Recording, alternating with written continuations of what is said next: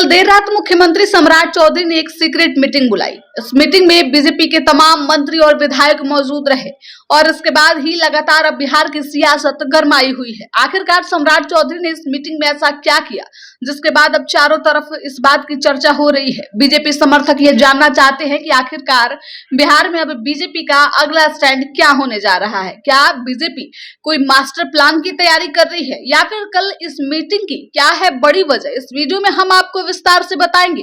लेकिन उससे पहले अगर आपने अभी तक हमारे YouTube चैनल संक्षिप्त को सब्सक्राइब नहीं किया है तो जल्द से जल्द सब्सक्राइब कर लीजिए। साथ ही फेसबुक पेज को भी फॉलो कीजिएगा, वीडियो को शेयर कीजिएगा और सम्राट चौधरी को लेकर आप क्या सोचते हैं अपनी प्रतिक्रिया कमेंट बॉक्स में जरूर दीजिएगा। क्या वाकई बिहार में बीजेपी अब अपने अस्तित्व को बचाने की लड़ाई लड़ रही है? क्या बीजेपी के जो तमाम बड़े नेता हैं उनकी नींद उड़ गई है? आखिर ऐसा क्यों हो रहा है और क्यों लगातार अब बिहार की सियासत में बैठकों का दौर जो है वो तेज हो चुका है। इधर सम्राट चौधरी अपने मंत्री और विधायकों के साथ बैठक कर रहे हैं, सीक्रेट मीटिंग कर रहे हैं, तो वहीं दिल्ली में नीतीश कुमार अपने लोगों से मुलाकात कर रहे हैं और बातचीत कर रहे हैं। नीतीश कुमार की सक्रियता बिहार की राजनीति में काफी कुछ सवाल पैदा कर दी है, जिसके बाद अब लगातार जो है वो चर्चा हो रही है। अब देखिए, इधर तेजस्वी यादव भी पूरे तरीके से एक्टिव हैं। सम्राट चौधरी बिहार के मुख्यमंत्री हैं और उनको लेकर कई सवाल उठाए जा रहे हैं। तो वहीं बीजेपी की इस मीटिंग ने अब बिहार की सियासत गरमा दी है। कहा जा रहा है कि नीतीश कुमार की सक्रियता ने बीजेपी की रातों की नींद उड़ा दी है और अब बीजेपी सोच रही है कि आखिरकार आगे क्या किया जाए। देखिए, बिहार में इस समय सबसे बड़ी पार्टी भारतीय जनता पार्टी है, वहीं जदयू दूसरे नंबर पे है। लेकिन नीतीश कुमार की अब कवायद तेज हो गई है।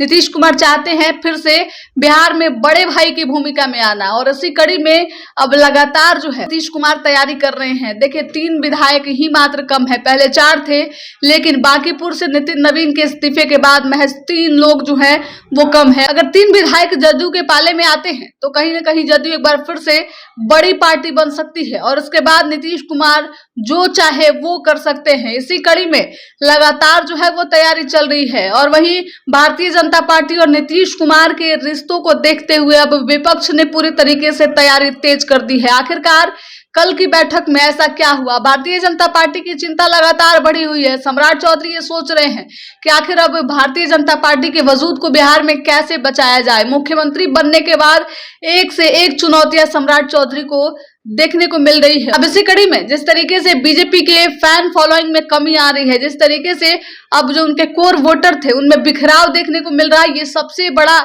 सवाल इस समय बीजेपी के लिए बना हुआ है और संकट का विषय है। आखिरकार भारतीय जनता पार्टी से सवर्ण अगर नाराज हो जाते हैं तो इसका नुकसान भारतीय जनता पार्टी को झेलना पड़ सकता है और इसी कड़ी में जो है वो लगातार बातें कही जा रही है। हालांकि बैठक से निकलने के बाद कई लोग जो है वो चुपचाप निकल गए, बातचीत नहीं किए, लेकिन वहीं कुछ लोगों ने मीडिया से बातचीत किया और कहा कि ये औपचारिक एक मुलाकात थी और इस मुलाकात में जो है अपने अपने विभाग से जुड़ी बातों को लेकर चर्चा हुई। लेकिन सिर्फ ये चर्चा यहीं तक सीमित नहीं रही है, उस दिन बहुत कुछ हुआ है। कल की रात सम्राट चौधरी ने अपने मंत्रियों से बातचीत किया है और टास्क दिया है। वो टास्क कौन सा है तो आपको बता दें कि अब मंत्रियों को ये टास्क दिया गया है कि अपने क्षेत्र में आपके जो वोटर हैं उसमें जो सवर्ण वोटर हैं उनको कैसे खुश किया जाए, इसको लेकर काम कीजिए, रणनीति बनाइए। बांकीपुर चुनाव में भारतीय जनता पार्टी के हार के बाद जो है अब लगातार ये मैसेज आ रहा है कि इस बार सवर्णों ने भारतीय जनता पार्टी का साथ छोड़ दिया है और यही कारण है कि अब भारतीय जनता पार्टी के वोट बैंक में बड़ी सेंधमारी हुई है।